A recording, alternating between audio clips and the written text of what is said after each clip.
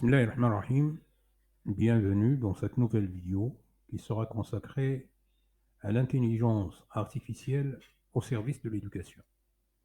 C'est-à-dire comment on peut utiliser l'intelligence artificielle dans le domaine de l'enseignement et dans le domaine de l'apprentissage. Et quelles sont les opportunités apportées par cette intelligence et quels sont les défis.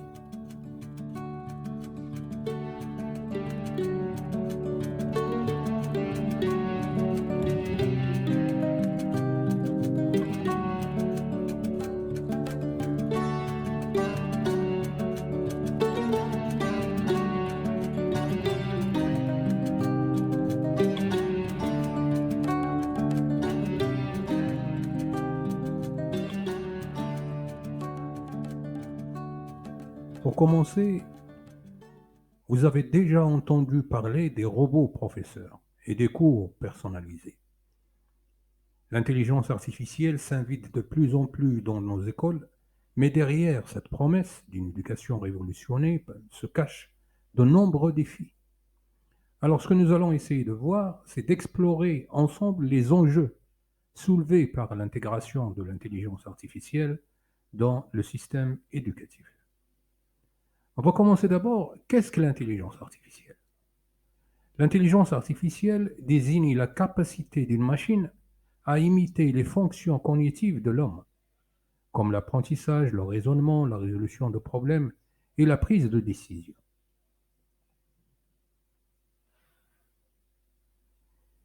Donc l'intelligence artificielle au service de la personnalisation de l'apprentissage.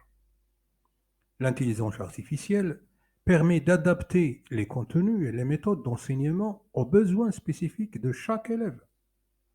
Les systèmes d'apprentissage adaptatif ajustent en temps réel la difficulté des exercices et le rythme d'apprentissage. C'est-à-dire qu'un enseignant peut adapter son enseignement en fonction du niveau réel de ses élèves ou bien d'un de ses élèves ou bien d'un groupe d'élèves selon les difficultés qu'on rencontre chaque groupe ou bien chaque élève ou bien toute la classe. Donc si je donne comme renseignement à l'intelligence artificielle le niveau de mes élèves et la leçon que je veux leur proposer, il peut me proposer les activités, il peut me proposer les exercices que je peux utiliser avec mes élèves en prenant en considération bien sûr leur niveau. En proposant également à l'intelligence artificielle les erreurs qui sont commises par mes élèves, cette intelligence peut me proposer les activités que je peux utiliser pour combler les lacunes qui sont remarquées dans les évaluations de mes élèves. L'intelligence artificielle est devenue une sorte de tuteur intelligent, c'est-à-dire des assistants virtuels pour l'apprentissage. Les tuteurs intelligents offrent un soutien personnalisé aux élèves en répondant à leurs questions, en leur fournissant des explications supplémentaires et en évaluant leur progrès. Je viens de parler de ce que peut apporter l'intelligence artificielle à l'enseignant. Voilà ce que peut apporter également l'intelligence artificielle aux élèves, c'est-à-dire lors de leur apprentissage. Soit il peut répondre à leurs questions et également en leur fournissant des explications supplémentaires. Il n'a pas compris une leçon, il peut demander à l'intelligence artificielle de lui expliquer davantage une notion, une définition, un exercice, une activité, et il aura ce qu'il a voulu. Il y a également une sorte d'évaluation automatisée grâce à l'intelligence artificielle. L'intelligence permet de corriger rapidement et efficacement les travaux des élèves, libérant ainsi du temps aux enseignants pour se consacrer à d'autres activités. Donc en se basant sur des logiciels qui sont maintenant sur Internet, on peut évaluer les exercices ou bien les copies des élèves ou bien les réalisations de mes élèves, on peut les corriger d'une manière rapide, d'une manière efficace. Ce qui laisse bien sûr le temps à l'enseignant de faire d'autres activités, de penser à la manière de soutenir ses élèves. Parce que, on le sait, la correction des copies, la correction des évaluations prend un temps énorme pour l'enseignant. Et s'il y a un moyen de corriger ces copies d'une manière efficace, d'une manière équitable, ça va laisser le temps à l'enseignant de réfléchir à autre chose. Et également, l'intelligence artificielle permet une analyse des données, une mine d'informations pour les enseignants. L'enseignant, il ne va pas seulement demander à l'intelligence de corriger, mais il peut lui demander également d'analyser les données d'apprentissage. Les enseignants peuvent identifier les difficultés des élèves et mettre en place des actions correctives. C'est ce que je viens de dire tout à l'heure, c'est-à-dire à partir des évaluations, à partir des résultats de mes élèves, je peux demander à l'intelligence artificielle d'identifier les vraies difficultés de mes élèves et de me proposer les activités et les actions que je peux entreprendre pour corriger ces élèves, pour combler les lacunes de mes élèves. Également, l'apprentissage ludique. Et là, on arrive à l'élève et l'apprentissage.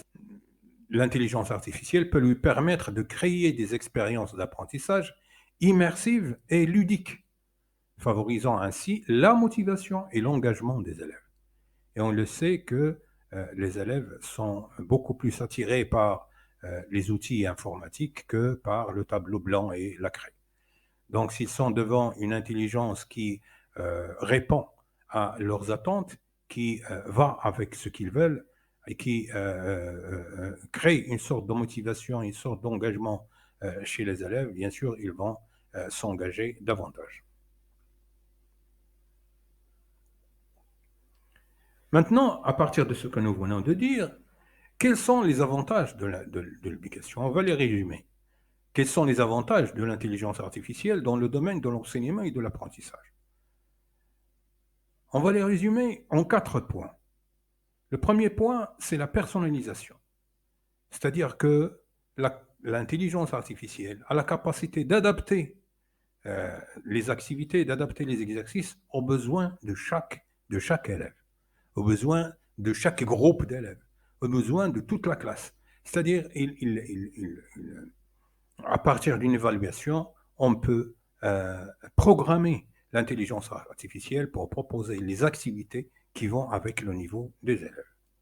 Également, l'accessibilité. C'est un apprentissage à tout moment et à tout lieu. C'est-à-dire que l'élève, il peut apprendre avec cette intelligence dans n'importe quel domaine, dans n'importe quel moment et à n'importe quel lieu. Et maintenant, on a ces intelligences qui ont intégré tous les réseaux sociaux. On peut les trouver, on les trouve maintenant sur WhatsApp, c'est-à-dire sur WhatsApp, on peut poser n'importe quelle question qui se rapporte à l'enseignement et on peut avoir instantanément la réponse à cette question. Et également, on peut la trouver, bien sûr, dans Google depuis très longtemps, avec Gemini, avec ChatGPT, avec d'autres intelligences. Et en plus, avec les spécialités, par exemple, ceux qui ont une spécialité mathématique ou bien scientifique, ils auront tout ce dont ils ont besoin avec ces intelligences artificielles. Donc, l'avantage, c'est l'accessibilité. Et également, il y a l'efficacité. L'automatisation des tâches répétitives a aidé l'intelligence artificielle à devenir de plus en plus efficace. C'est-à-dire que les résultats qu'il nous donne deviennent de plus en plus justes, de plus en plus efficaces. Et également, il y a l'engagement. L'engagement, c'est-à-dire qu'il permet à l'élève d'apprendre d'une manière ludique et d'une manière motivante. Maintenant, les inconvénients de l'intelligence artificielle. Comme nous avons parlé des avantages, les inconvénients également, il y en a, on a essayé de trouver 4. Premièrement, le coût. Tous les logiciels de l'intelligence artificielle ne sont pas gratuits. Donc, il y a un coût. En plus, si on veut mettre en place cette intelligence artificielle dans tous les établissements, ça va se demander un coût énorme. Donc, la mise en place coûteuse des outils et des infrastructures pour utiliser ces outils d'intelligence artificielle. Donc, il y a le coût.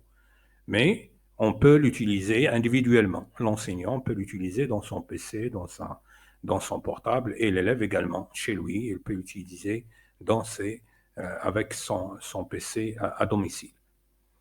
Et également, la privacité, c'est-à-dire la protection des des données personnelles, que ce soit les données des élèves ou bien les données des enseignants. Jusqu'à maintenant, on n'a pas encore la garantie que les intelligences artificielles qu'on utilise et qui sont très, très, très, très nombreux, euh, respectent un peu, si vous voulez, la vie privée des personnes qui l'utilisent. Donc, jusqu'à quel point cette privacité est garantie. Et il y a un autre risque qui est très important et vraiment qui fait peur aux parents, qui fait peur aux enseignants, c'est la dépendance. C'est le risque de dépendre excessivement à la technologie. Ce qui fait que ni l'élève ni l'enseignant ne peuvent plus faire leur travail de manière manuelle. Ils sont toujours dépendants de l'intelligence artificielle.